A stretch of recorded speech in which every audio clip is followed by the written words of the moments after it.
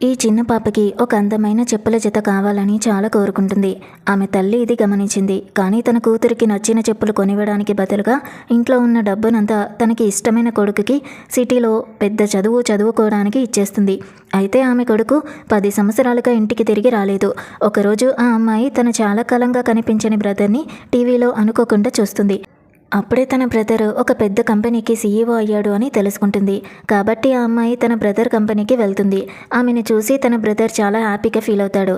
కానీ తనని హక్ చేసుకోవడానికి వెళ్ళగా ఆ అమ్మాయి అతని చెంప పగలగొట్టి తన బంధాలను ఎందుకు తెంచుకున్నాడని అడుగుతుంది.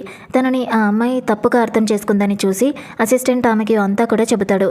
సీఈఓ అయిన తర్వాత ఆ అబ్బాయి చేసిన ఫస్ట్ పని తన స్వస్థలాన్ని బాగు చేయడానికి పెట్టుబడి పెట్టడం. తన బ్రదర్ పెట్టుబడిదారుడని తెలుసుకున్న తర్వాత ఆ అమ్మాయి మరింత కోపంగా మారిపోయింది. కొంతకాలం క్రితం ఈ కంపెనీ ఫోర్మెన్ వాళ్ళ స్థలానికి వచ్చారని తెలిసింది.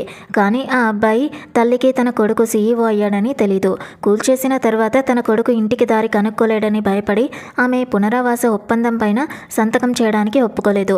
దీనివల్ల గ్రామస్తులు తల్లి ఇంకా కూతుర్ని వాళ్ళ సంపద మార్గాన్ని అడ్డుకుంటున్నారు కాబట్టి వాళ్ళని అన్ని విధాలుగా వేధించారు, దూరం పెట్టారు. తల్లి తన కొడుకుని మిస్ అయి గుండె పగిలి హాస్పిటల్లో చేరింది. అపార్థం తొలగిపోయిన తర్వాత హాస్పిటల్కి పరిగెత్తారు.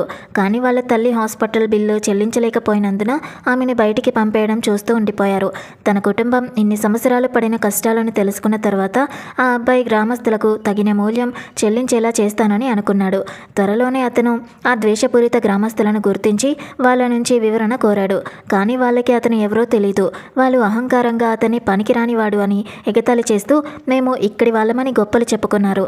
వాళ్ళ మూర్ఖత్వాన్ని మందలించి తాను డెవలప్మెంట్ కంపెనీ సీఈఓ అని చెప్పాడు. అయితే గ్రామస్తులు అతను చెప్పిన ఒక్క మాట కూడా నమ్మలేదు.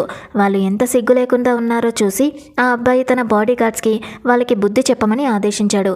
అప్పుడే ఫోర్మెన్ సంఘటనా స్థలానికి చేరుకున్నాడు.